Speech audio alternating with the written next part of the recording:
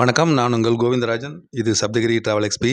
இது காஞ்சிபுரம் எபிசோடுங்க. காஞ்சிபுரத்தில் உள்ள கோயில்களை பற்றி பார்த்துட்டு இருக்கோம். அதில் ஒரு முக்கியமான கோவில் உலகளந்த பெருமாள் கோவில், பெரிய காஞ்சிபுரம்.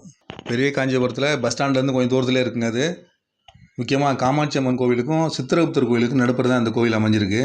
இந்த கோவிலில் மிக மிக முக்கியமான விசேஷம் என்னென்னா, இந்த ஒரே கோவிலில் திவ்யதேச கலர்கள் 4 பேர் இந்த இடத்துல காட்சி அளிக்கிறாங்க. இந்த மாதிரி ஒரு அபூர்வமான ஒரு சேர்க்கை கிடைக்கிறது எங்கேயுமே இருக்காது. அந்த மாதிரி 4 விதமான திவ்யதேச பெருமாள்கள் இந்த இடத்துல ஒரே கோவிலில் பக்தர்களுக்கு அருள் பாலிக்கிறாங்க. காஞ்சிபுரத்தில் உள்ள மிக மிக பழமையான கோயில் இந்த பெருமாள் கோயில்னு சொல்லாங்க. 6ஆம் நூற்றாண்டிலே பார்த்திங்கன்னா ஆழ்வார்கள் மற்றும் மகான்களோட பாடல்கள் பெற்ற தலங்கமாக விளங்குதுங்க. அது இடைக்கால சோழர்கள், அப்புறம் விஜயநகர மன்னர்கள் மற்றும் மதுரை பெரு நாயக்கர்கள் சேர்ந்து தான் இந்த கோயில் உருவாகிருக்குங்க. இந்த கோயிலுக்கு நாங்கள் போயிருக்கும்பொழுது கோயில் கும்பாபிஷேகம் வேலை நடந்துக்கிட்டு இருந்ததுங்க.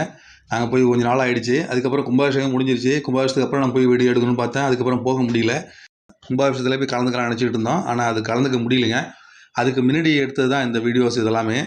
இந்த திவ்ய தேசத்தில் 50வது தலமான உலகளந்த பெருமாள் அமுதவள்ளி நாச்சியாரோட அருள் பாலிக்கிறாரு. அதுக்கடுத்தது 47வது திவ்ய தேச தலமாக திருநீரகம் வழங்குது. 52வது தலமாக திருக்காரகமும் 53வது தலமாக திருக்கார்வனம் அப்படின்னு 4 விதமான பெருமாள் கோயில்கள் இந்த உள்ளுக்குள்ளே இருக்குங்க. திவ்யதேசம் 108ல் 47, 50, 52, 53 இந்த 4 தலங்களும் இந்த ஒரே கோயில் வளாகத்திலே இருக்குது. இந்த கோயிலோட மூலவர் பேர் பார்த்தீங்கன்னா திருவிக்கிரமன்னு சொல்கிறாங்க, உலகளந்த பெருமாள்னு சொல்கிறாங்க.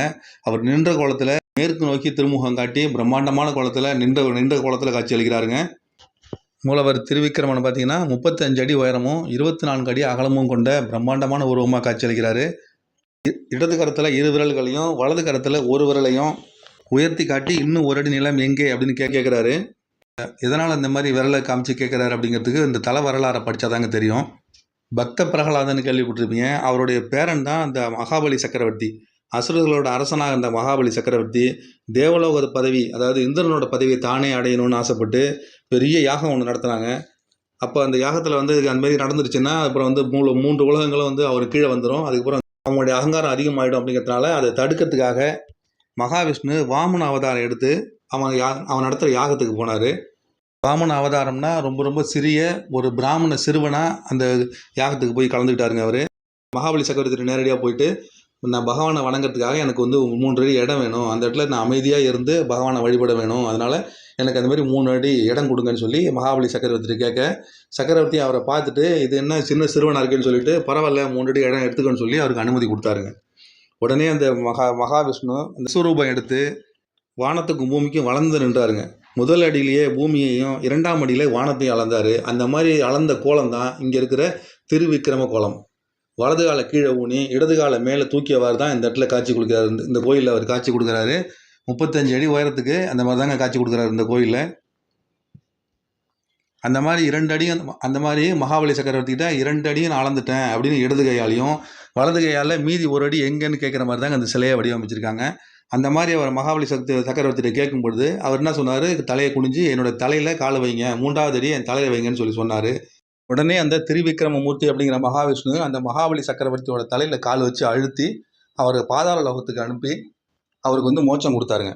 இவ்வளோ பிரம்மாண்டமாக அந்த திருவிக்கிரமூர்த்தியை தன்னால் பார்க்க முடியலையன்ட்டு பாதாள லோகம் போன அந்த மகாபலி சக்கரவர்த்தி கீழே அவர் தவம் பண்ண ஆரம்பித்தார். அவர் தவத்தை மெச்சு அவருக்கு அதே திருவிக்கிரம கோலத்தை இந்த இடத்துல தான், அந்த காஞ்சிபுரத்தில் இந்த கோவிலில் தான் அவர் காட்சி கொடுத்ததா வரலாறுங்க. அவ்வளோ பிரம்மாண்டமான உருவத்தை பார்த்த மகாபலி சக்கரவர்த்தி இந்த திருவிக்கிரம கோலத்தை நான் எப்போதுமே பார்த்துக்கிட்டே இருக்கணும்னு சொல்லி ஆசைப்பட, அதுக்காக மகாவிஷ்ணு எடுத்த அவதாரம் தான் இந்த சன்னதிக்கு பக்கத்திலே இருக்கிற ஆதிசேஷ உருவங்க. 5 தலை நாகமாக ஒரு மிகப்பெரிய ஒரு அழகான ஒரு சிலை ஒன்று இந்த இடத்துல இருக்குது. அது மகாபலி சக்கரவர்த்தியாக இந்த மகாவிஷ்ணு எடுத்த அவதாரம் தான் அந்த மாதிரி இருக்குன்னு சொல்லி சொல்கிறாங்க.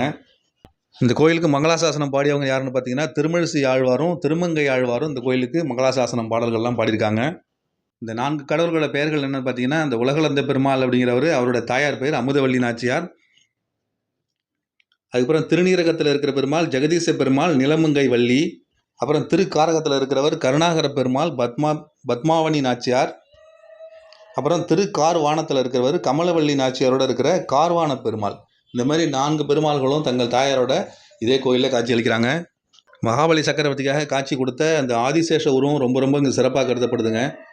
இந்த ஆதிசேஷனுக்கு திருமஞ்சனம் செஞ்சு திருக்கண்ணமுது அப்படிங்கிற பால் பாயசம் வச்சு வழிபட்டோம்னா புத்திரப்பேறு உண்டாகும் அப்படிங்கிறது ஐதீகம். அதுமாதிரி இந்த கோயிலுக்கு நேர் எதிர்த்தாப்புல இருக்கிற சங்கு சக்கர ஆஞ்சநேயர், உலகளந்த பெருமாளுக்கு எதிராக இருக்கிற அந்த ஆஞ்சநேயர் சன்னதி ரொம்ப ரொம்ப விசேஷமானதுங்க. அது சங்கு சக்கரத்தை கையில் ஏந்திய நிலையில் 4 கரங்களோட அந்த ஆஞ்சநேயர் அருள்பாலிக்கிறாரு. இரு கைகள் வந்து பெருமாளை வணங்கிய நிலையிலும், மீதி 2 கைகள் வந்து சங்கு சக்கரத்தை ஏந்திய வகையிலும் ரொம்ப ரொம்ப அருமையாக அந்த ஆஞ்சநேயரோட உருவம் அமைஞ்சிருக்கு. இவ்வளவு சிறப்பு வாய்ந்த இந்த அருமையான கோயிலுங்க. கிட்டத்தட்ட ஒரு 60,000 சதுரடி பரப்பில் இந்த கோயில் அமைஞ்சிருக்கு. 2007 கடைசியாக அந்த கோயிலுக்கு கும்பாபிஷேகம் நடந்ததுங்க. அதுக்கப்புறம் 17 வருஷத்துக்கு அப்புறம் இப்போ தான் அந்த கும்பாபிஷேகம் நடக்குது.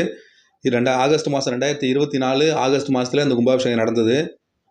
இந்த உலகளந்த பெருமாள் இருக்கிற இடத்துக்கு பேர் வந்து ஊரகம் அப்படின்னு சொல்லுவாங்க. அதனால் அந்த பெருமாளுக்கு பேர் வந்து ஊரகத்தான் அப்படிங்கிற பேர் இருக்குங்க. ஊரகம் அப்படின்னா வந்து பாம்புன்னு அர்த்தங்க. மகாபலி சக்கரவர்த்திக்கு இவர் வந்து பாம்பு வடிவில் ஆதிசேஷ உருவமாக காட்சி அளித்ததுனால இந்த பெருமாளுக்கு வந்து ஊரகத்தான் அப்படிங்கிற பேர் வந்தது. அதனால் இந்த இடத்துக்கு பேர் திரு ஊரகம் அப்படின்னு சொல்லி அழைக்கிறாங்க. இவ்வளவு சிறப்பான இந்த திரு ஊரகம் அப்படின்னு அழைக்கப்படுற இந்த உலகளந்த பெருமாள் கோவில் காமாட்சி அம்மன் கோயிலுக்கு மிக மிக அருகில் இருக்குங்க. கோயில் காமாட்சி அம்மன் கோயிலேருந்து சித்திரகுப்தர் கோயிலுக்கு போகிற வழியில் தான் இந்த உலகளந்த பெருமாள் கோயில் அமைஞ்சிருக்கு. பஸ் ஸ்டாண்டு காஞ்சிபுரம் பஸ் ஸ்டாண்ட்லேருந்து ரொம்ப ரொம்ப கிட்ட ஒரு கிலோமீட்டர் தூரத்தில் தான் இந்த கோயில் அமைஞ்சிருக்கு.